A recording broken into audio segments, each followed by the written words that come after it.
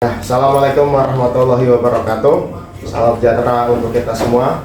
Yang terhormat Ibu Radre Pasari selaku fasilitator, yang saya hormati Ibu Suparini selaku pengajar praktik, dan yang saya banggakan Ibu Dwi Sulastri, rekan saya yang akan saya supervisi pada hari ini. Ya. Pada kesempatan kali ini saya akan melaksanakan tahap pertama dari rangkaian supervisi, ya, yaitu tahap pra-observasi. Selamat pagi Bu Dwi. Pagi Mas Paras. Bagaimana kabarnya? Alhamdulillah sehat. Ya, jadi Bu Dwi, di sini saya meminta waktunya sebentar, ya.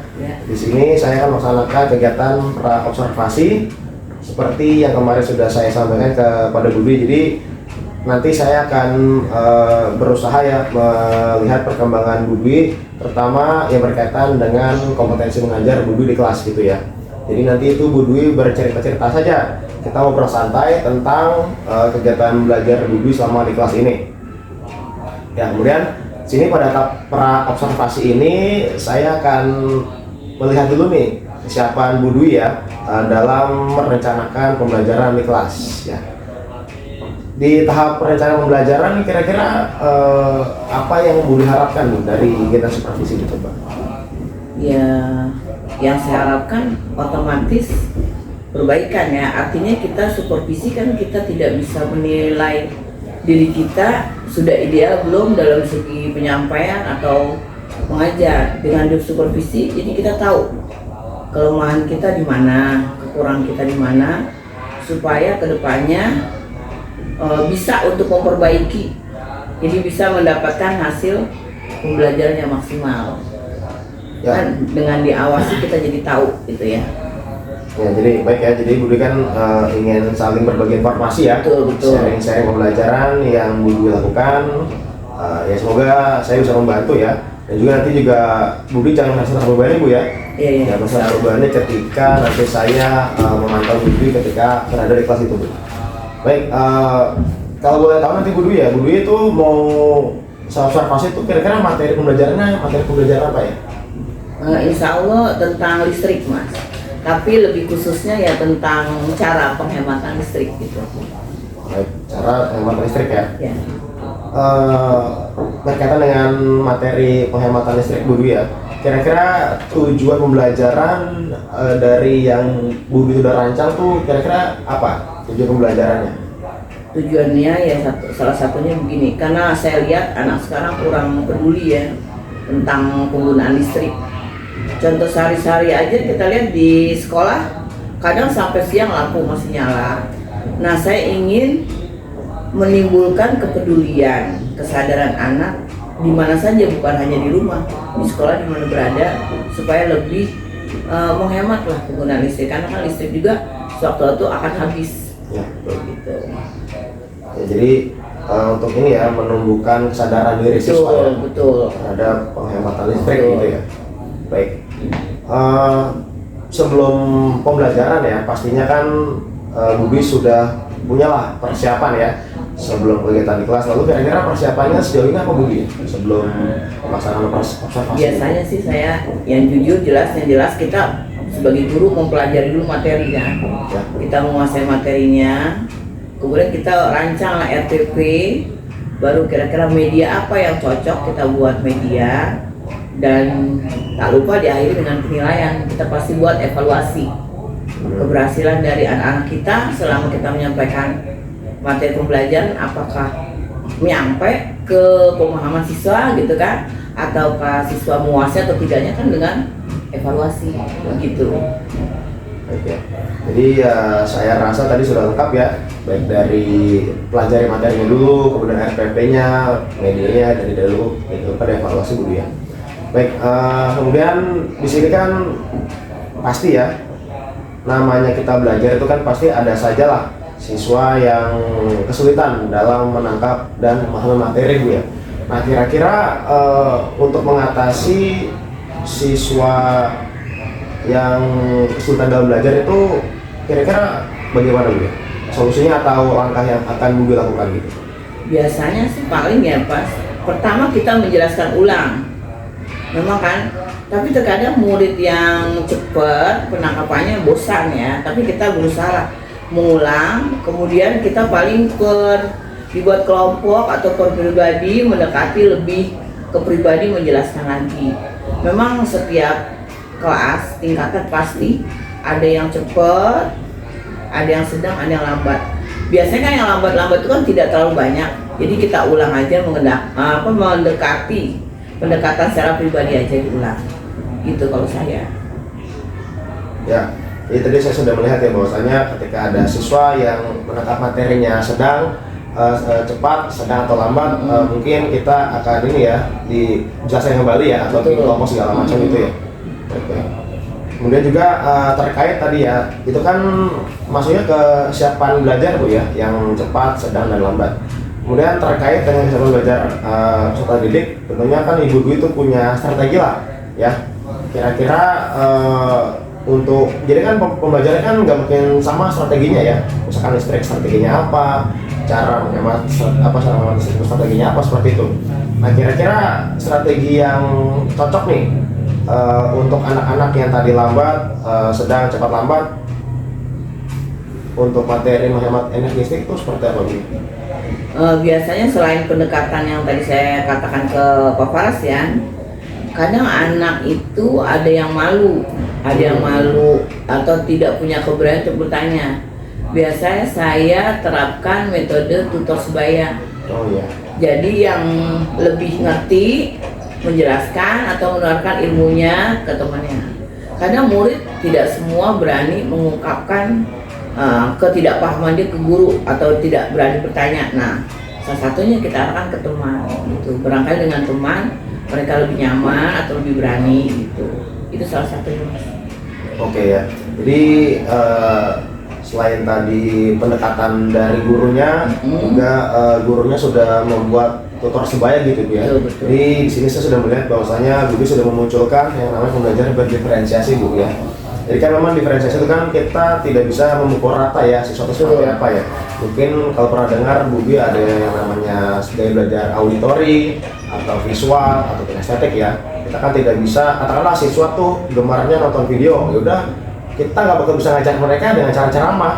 Atau siswa yang hobinya mendengar, kita tidak bakal bisa menyampaikan melalui video. Tapi tadi saya sudah melihat Budi bahwasanya ya ada yang melalui pendekatan dari gurunya, ada juga yang pendekatan melalui temannya gitu. Jadi sudah ada perbedaan ya bagaimana cara belajar siswa gitu. Baik. Kemudian ketika ada siswa yang membutuhkan bantuan gitu Bu ya, apakah Budi membantu tiap-tiap kelompok atau hanya kelompok yang kira-kira kurang saja atau semuanya Bu?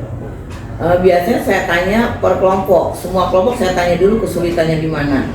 Kalau kelompok yang tidak mengalami kesulitan, ya tidak kita bantu karena dia udah tidak mengalami. Kecuali ada kelompok yang mengalami kesulitan, tanya kita bantu. Tapi bertanya pun tidak 100% kita kasih solusi ya kan. Kita hanya memberikan sebagai fasilitator gitu loh, supaya dia menemukan sendiri jawabannya. Jadi nggak 100% dari kita. Gitu. Ya, berarti kita mengarahkan ya. Jadi kita memancing lah. Baik ya. Oke, terkait tadi ya, kira-kira Bu Dwi sebelum belajar itu kan menyiapkan pembelajaran Bu ya, menyiapkan materi, RPS segala macam medis pembelajaran itu. Kira-kira kalau kesulitan itu kira-kira butuh bantuan sama Bu Dwi ya untuk merancang segala macam itu agar pembelajaran menjadi lebih efektif. Sebenarnya kesulitan itu adanya memang di siswa ya sebagian besar ya. Kadang kita sudah siap untuk menyiapkan materi, ada 1-2 siswa yang kadang nyeleneh ya, istilahnya nyeleneh, mancing emosi. Itu kadang di luar perkiraan kita. Otomatis kita jadi keluar dari materi, memberikan masukan tentang akhlak dulu, budi pekerti dulu, itu yang susah. Kedua, kadang tugas-tugas atau apapun yang kita berikan itu kurang dukungan dari orang tua. Memang tidak semua, sebagian ada beberapa orang tua yang kurang mendukung, sehingga ketercapaian materi juga telat, terhambat karena orang tua yang kurang mendukung dan kurang peduli. Jadi ada beberapa faktor Bu ya, dari siswa ataupun dari orang tua peserta didik itu Bu ya. Ya tadi kan Ibu sudah menceritakan tuh bagaimana strategi belajarnya kan, bagaimana rancangannya, bagaimana tujuannya juga. Nah kira-kira dalam supervisi ini Bu ya, jadi mohon maaf, kira-kira area pengembangan atau apakah yang ingin Ibu kembangkan dari tahapan seperti ini Bu? Kalau saya sederhana aja Mas, yang ingin saya kembangkan itu dengan ada supervisi, saya bisa gitu menuntaskan ya, atau mencapai ketuntasan pembelajaran itu yang 100%, artinya anak-anak paham. Karena kan tidak semua punya pemahaman yang sama, artinya biar semua paham, mengerti, jadi tuntas gitu kan. Kadang kan ada beberapa yang nggak paham gitu kan, kurang paham. Nah di situ kan perlu adanya strategi atau pendekatan atau metode yang pas. Nah dengan adanya supervisi, saya mengharapkan Pak Paras bisa memberikan masukan atau memberikan solusi bagaimana cara supaya kita bisa menuntaskan tujuan pembelajaran kita sampai benar-benar kalau perlu 100% semua siswa bisa, walau kadar kesukaran kan beda-beda tergantung pada tingkat kemampuan siswa gitu. Ya, baik ya. Jadi tadi area pengembangan ya dari Bu Dwi sudah sampaikan.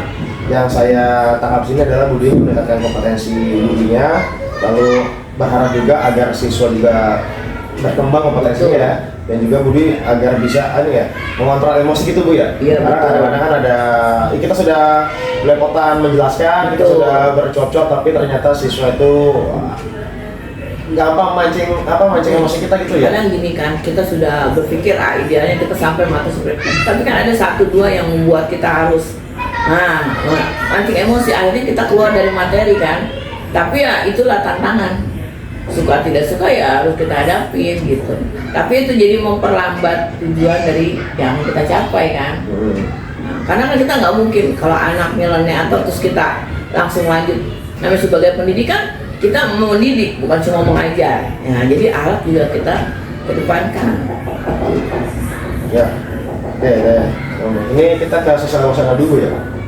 Bagaimana cara Bu Dwi mengatasi tadi saya bilang kalau ada siswa yang kita sudah capek-capek panjang lebar menjelaskan, tapi ada siswa saja yang kadang-kadang sih pernah Bu ya, saya kadang pernah nulis segala sesuatu, siswa bertanya, Pak ini tulus apa enggak? Nah kalau Bu Dwi pernah seperti itu atau enggak, atau punya pengalaman lain Bu? Lalu bagaimana cara mengatasi seperti itu, siswa seperti itu? Kadang begitu, sering juga baru kita beritahu tanya lagi gitu yang mancing emosi. Ya paling ya kita ngomong agak tinggi nada, makanya perhatikan paling saya gitu ya. Ya tapi ya sekali-sekali kadang emosi juga, tapi kadang-kadang ya bisa lah mengendalikan diri. Namanya anak-anak memang kembali lagi ingat, oh ya bahwa setiap anak mempunyai karakteristik dan kepribadian yang berbeda-beda. Ya, oke ya. Jadi yang tadi kita sudah panjang lebar diskusi dari awal ya. Begitu juga sudah terlihat lah bagaimana cara mengontrol emosinya ya pada saat pembelajaran. Jadi ini per observasi saya sudah melihat nih bagaimana Bu Dwi dalam merancang pembelajarannya ya. Jadi sudah ada gambaran saya nih bagaimana nanti pada saat Bu Dwi mengajarnya ya. Jadi bagus sekali ya. Terima kasih Bu Dwi ya. Nanti insya Allah saya akan bantu Bu Dwi dalam rangkaian supervisi akademik ini. Ya, semoga kegiatan observasi nanti yang akan kita lakukan bersama itu dapat berjalan dengan lancar Bu ya. Gitu. Jadi nanti kalau ada yang belum terlaksana, mungkin saya kasih catatan dengan Bu Dwi, kita bisa sama-sama luruskan, kita sama-sama bisa merefleksi, kita sama-sama bisa menyimpulkan kekurangan dan kelebihan yang Bu Dwi lakukan ketika pada saat kelas ya. Nah, sekali lagi Bu Dwi, jangan jadikan ini sebagai beban Bu Dwi ya, karena saya juga masih belajar. Dan saya mohon maaf bukan berarti saya lebih benar daripada Bu Dwi, cuma saya hanya membersamai saja, sharing ilmu ya, sharing pengetahuan dengan Bu Dwi ya. Terima kasih Bu Dwi ya, sukses selalu. Semoga kegiatan observasi nanti tidak ada halangan. Nanti Bu Dwi kita ketemu lagi Bu ya.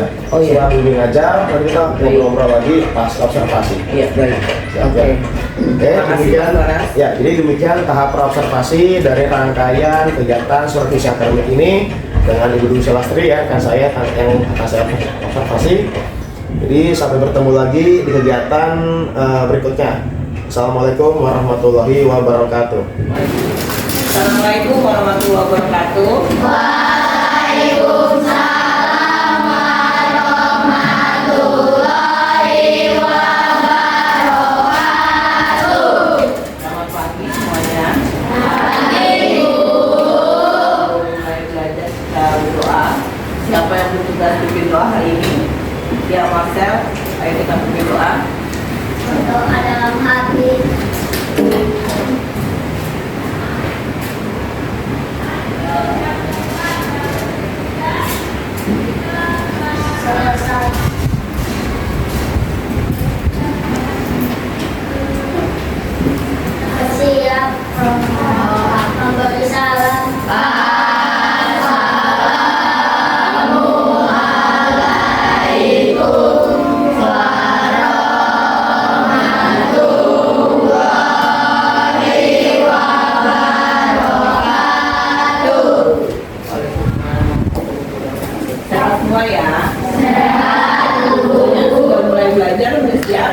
Jadi kayaknya temen kamu dia nggak masuk nih 3 orang ya.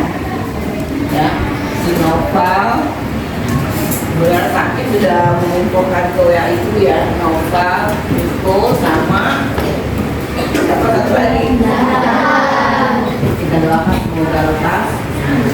Baik, sebelum mulai pelajaran IPA, masih ingat kita belajar IPA minggu lalu tentang apa? Ada ingat?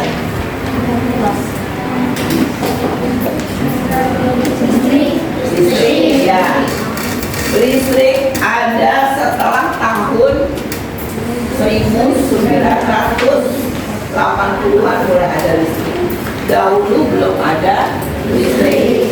Orang menggunakan listrik untuk penerangan. Sekarang dulu pakainya pakai apa?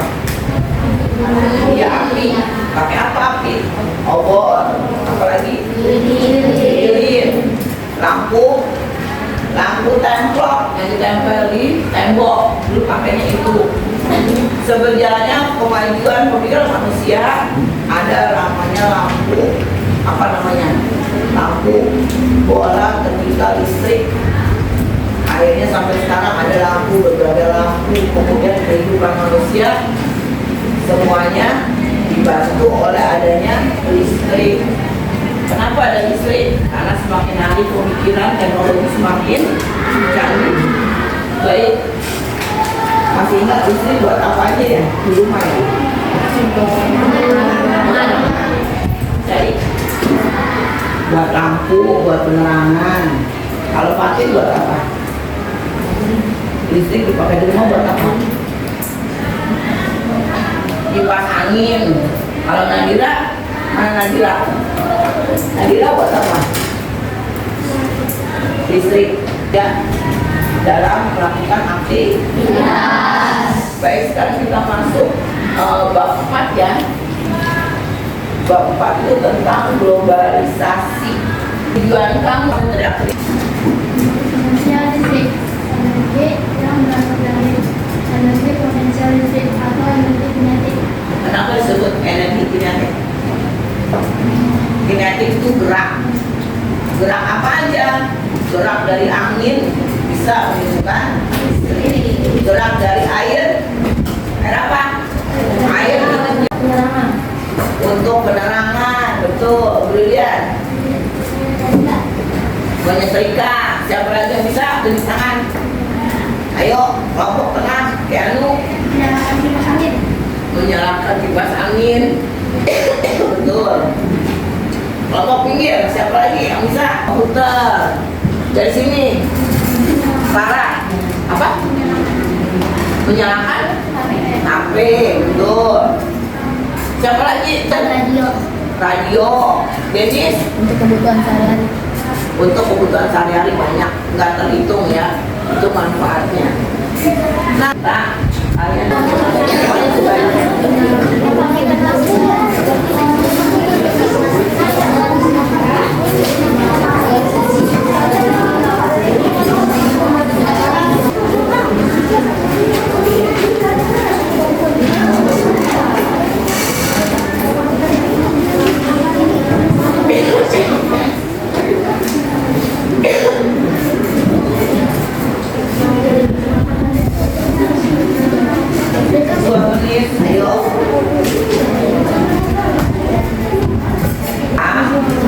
terus kamu membacakan di depan kelas.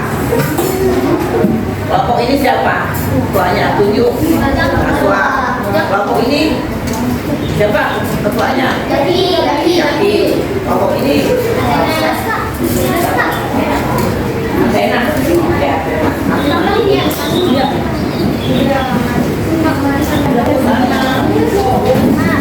Riu. Nah, juga apa juga pendapat apa pendapatnya?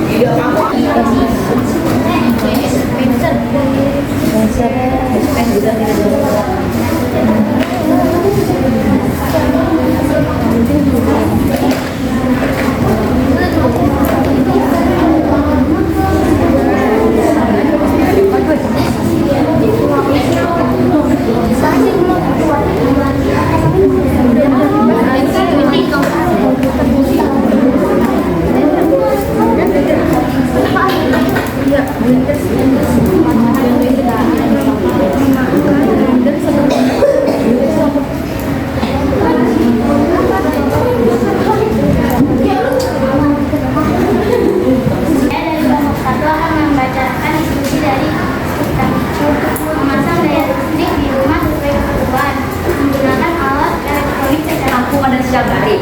2. Mematikan TV jika tidak dipakai. 3. Mematikan AC jika tidak membacakan instruksi menyalakan listrik. 1. Mematikan lampu saat siang hari. 2. Mematikan komponen saat tidak digunakan. 3. Mematikan. Kamu sering main game, kamu main HP, kenapa di situ gak disebut? Mengurangi main game. Game juga kan pakai listrik. Iya nggak? Ya. Main game itu hari libur saja, itu pun dibatasi waktu.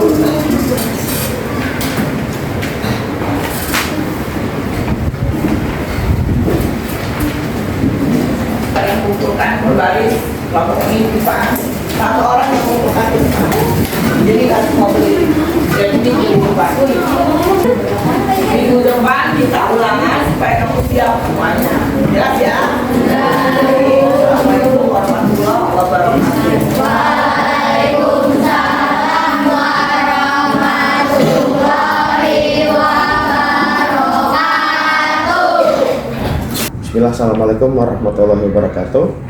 Yang terhormat Ibu Ratri Evasari selaku fasilitator, yang terhormat Ibu Suparini selaku pengajar praktik, dan yang saya hormati juga Ibu Sulasri, rekan saya, teman saya yang membantu saya dalam kegiatan aksi nyata modul 2.3 ini.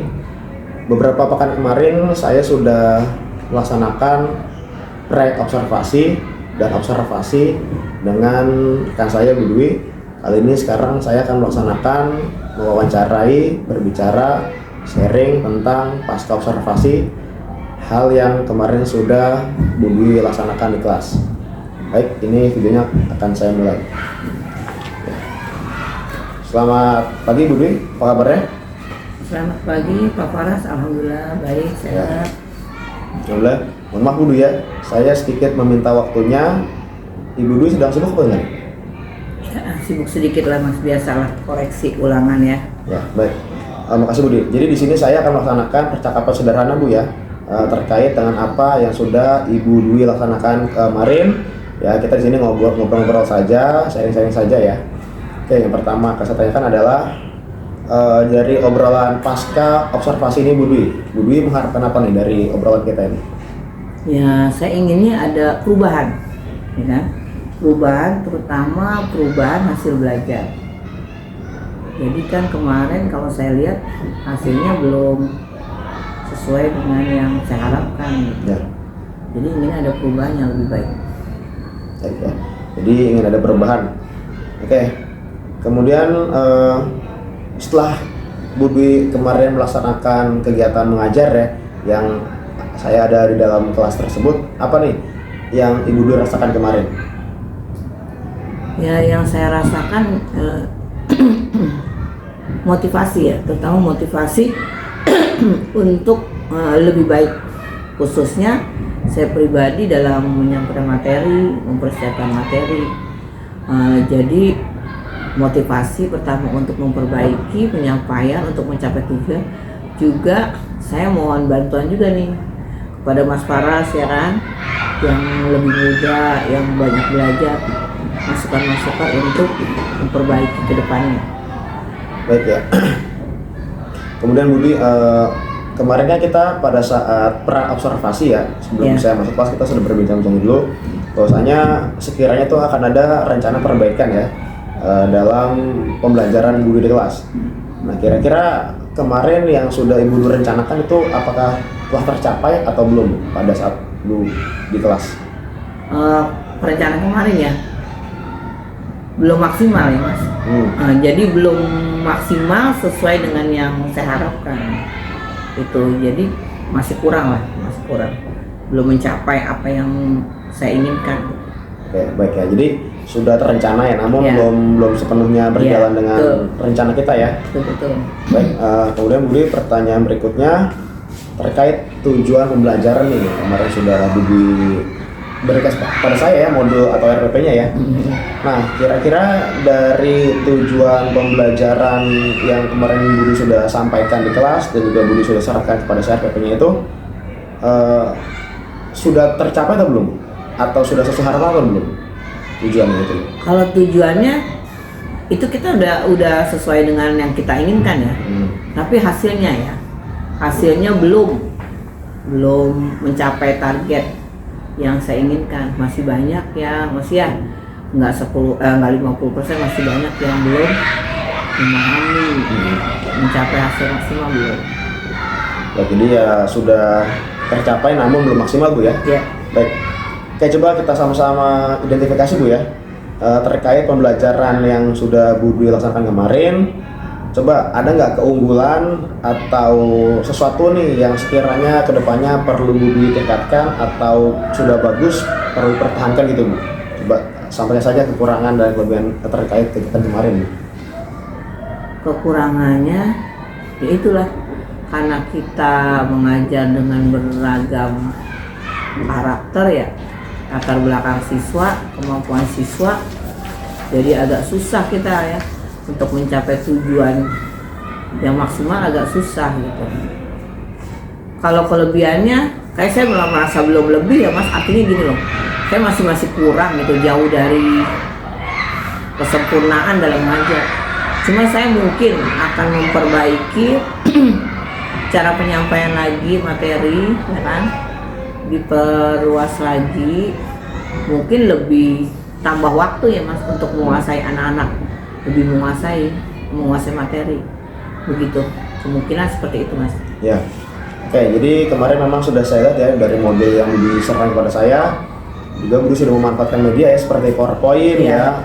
Jadi anak-anak belajarnya tidak hanya dari buku paket ya. Ya. Kemudian mungkin Budi mohon maaf ya, yang saya tanggap mungkin yang belum tercipta adalah diferensiasinya ya, atau perbedaan pada saat memberikan ajaran ya. Kan kita sudah tahu bahwasanya anak-anak tuh ada yang belajarnya bisa dengan auditori, dengan kita ceramah dan senang, ada dengan yang kita setel video, ada juga anak-anak yang praktik ya, itu memang belum terlihat dengan jelas Budi ya. Betul, Mungkin betul. itu kedepannya bisa ditingkatkan kembali. Nah, kira-kira pertanyaan berikutnya Budi, pasti dong dalam pembelajaran tersebut ada yang ingin Budi kembangkan lagi nih, area pengembangannya itu. Nah, kemudian tadi kan Budi sudah menyampaikan bahwasanya masih belum maksimal lah ya dari pembelajaran yang sudah Budi laksanakan kemarin. Nah, kira-kira Budi punya cara-cara nggak nih untuk meningkatkan pembelajaran di kelas? Atau ada nggak strategi jitu lah yang sering Budi laksanakan ketika pembelajaran itu belum maksimal atau belum mencapai target ini? Coba. Paling strateginya mengulang kembali pertama Mas. Kedua, sebenarnya saya ingin anak terjun langsung gitu ya. Kan kalau terjun langsung dia dapat pengalaman langsung, dia melihat, mendengar, kan lebih terkesan dalam ingatan dia, lebih lama bertahan. Nah itu agak sulit Mas, karena kita terbentur waktu, dana juga kan, fasilitas juga gitu ya. Itu kayaknya Mas, lebih enaknya sebenarnya itu strateginya, bisa mendorong anak, memotivasi anak, dan menempel di ingatannya lebih lama gitu, dibanding hanya membaca gitu. Ya, oke, baik. Mungkin ya Budi kedepannya bisa coba memanfaatkan media sosial kayak seperti yang PMM itu kan sedang digalakkan oleh pemerintah ya. Di situ kalau Budi bisa lihat, situ ada berbagai macam materi pembelajaran yang bisa kita terapkan di kelas gitu ya. Oke, terima kasih Budi. Nah, kira-kira untuk perbaikan yang akan Budi jalankan tadi ya, agar anak-anak banyak aksi ya daripada baca buku ya. Kira-kira kapan nih Budi? Pembelajaran yang seperti itu yang Budi harapkan tadi, kira-kira kapan akan mulai dilaksanakan oleh Budi? Mungkin dilihat materinya Mas, inginnya sesegera mungkin kita lihat materi yang sesuai, kemudian kita lihat juga waktunya, kemudian terkait dana yang tidak besar, kan, fasilitas yang mudah kita peroleh, kalau ada bisa secepatnya lebih bagus. Ya, jadi secepatnya ya, agar anak-anak juga semangat dalam belajarnya Betul, Bu ya. betul. Oke, jadi kan tadi sudah punya ini Bu ya, punya catatan kecil ya, kira-kira Ya, betul. ingin laksanakan segera mungkin ya. Mungkin bisa ini kan bantuan orang tua ya, koordinasi orang tua juga ya. Ya perlu juga Mas, kita menunggu orang Motivasi tua, orang tua, ya. kita komunikasi gimana cari jalan terbaiknya lah, musyawarah dulu. Ya, oke baik, terkait dengan pembelajaran nih tadi Budi ya. Kira-kira dalam belajar ya, dalam mengajar itu Budi punya nggak inspirasi atau tokoh atau sosok lah yang sekiranya bisa membantu Budwi atau menginspirasi Budwi atau ya sekadar sharing pengalaman belajar atau gaya mengajar gitu Budi, ada nggak? Kalau tokoh enggak ya Mas, cuma saya belajar dari teman-teman saya itu, kalau belajar itu memang harus yang menyenangkan, kemudian langsung ke alam gitu ya, lihat langsung. Jadi mereka lebih lama ingatannya dan lebih punya pengalaman baru. Nah saya sebenarnya pengen menerapkan itu, cuma ya itu tadi, terkendala tadi biaya, waktu dan fasilitas yang ada. Kalau seandainya gitu ya, kayak seperti outing class, kita kunjungan ke museum, kemana, itu kan lebih terkesan, lebih termotivasi untuk anak. Jadi memang itu kendala kita semua Budi ya, mengenai dana atau mengenai tambah waktu ya. Kadang-kadang kita ingin menjalankan sesuatu rencana terkendala dengan tadi yang sudah Budi sampaikan, atau entah dana ataupun waktu ya. Ya semoga kita bisa menemukan solusi bersama-sama Bu ya. Bisa bicara dengan kepala sekolah ataupun dengan komite atau dengan teman-teman guru lainnya. Baik, terima kasih Bu Budi. Nah kira-kira nih dari yang tadi sudah kita bicarakan dari awal ya, ada nggak sekiranya nih yang masih mengganjal di benak Budi gitu? Apa yang ingin Budi, unek-uneknya bahasa seperti itu loh, ada nggak Budi? Kalau saya lihat kita kurang kurang memanggil pengajar ya, atau instruktur semacam pelatihan gitu ya. Harusnya paling tidak sebulan sekali atau 12 kali panggil instruktur atau orang yang ahli gitu loh tentang mengajar. Jadi kita nggak cuma melulu dengan metode itu, setidaknya ada masukan dari pakar-pakar itu kan untuk perbaikan gitu loh. Kan kita harusnya guru itu tidak stuck di situ, tapi kan harusnya dinamis, berubah. Nah kita perlu tuh masukan ilmu-ilmu seperti itu. Nah di sekolah kita kayaknya kurang Mas. Kalau saya lihat bukan kurang lagi, nyaris tidak ada gitu. Sebenarnya sebulan sekali itu penyegaran juga bagi kita gitu. Karena kayak semacam saya, orang istilahnya orang lama itu kan, kita perlu tahu loh perkembangan metode mengajar yang baru, cara-cara yang baru. Jadi kita berubah sedikit-sedikit, kita bisa berubah gitu kalau dapat masukan dari pelatihan, dari struktur, dari pakar-pakar ahli pendidikan gitu. Kayaknya di sini kurang kalau saya bilang. Ya. Jadi butuh penyegaran Bu ya. Betul. Butuh belajar lah dari orang-orang yang sekiranya itu pakar di bidangnya ya.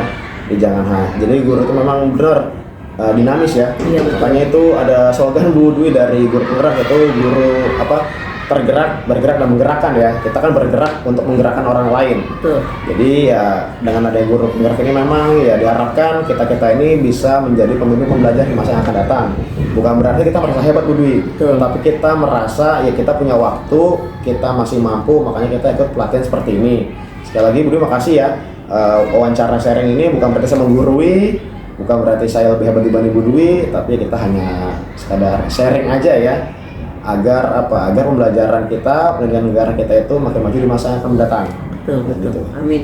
Nah, jadi makasih Bu Dwi ya waktunya sekali lagi. Sama-sama. Sudah meluangkan waktunya dari awal observasi dan juga pasca observasi.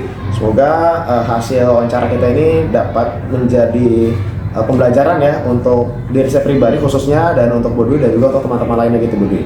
Ya, sekali lagi atas waktunya saya ucapkan terima kasih kepada Bu Dwi. Maaf mengganggu waktunya. Makasih Mas Farah, semoga sukses selalu. Jadi, oke. Demikian kegiatan pasca observasi saya ini dengan rekan saya Bu Dwi dalam rangka kegiatan supervisi akademik yang sudah saya laksanakan. Sekali lagi saya mohon maaf atas pribadi kalau ada banyak kekurangan dan kekhilafan baik perkataan maupun perbuatan ya. Cukup sekian dari saya, kurang dan lebih mohon maaf. Wassalamualaikum warahmatullahi wabarakatuh. Waalaikumsalam warahmatullahi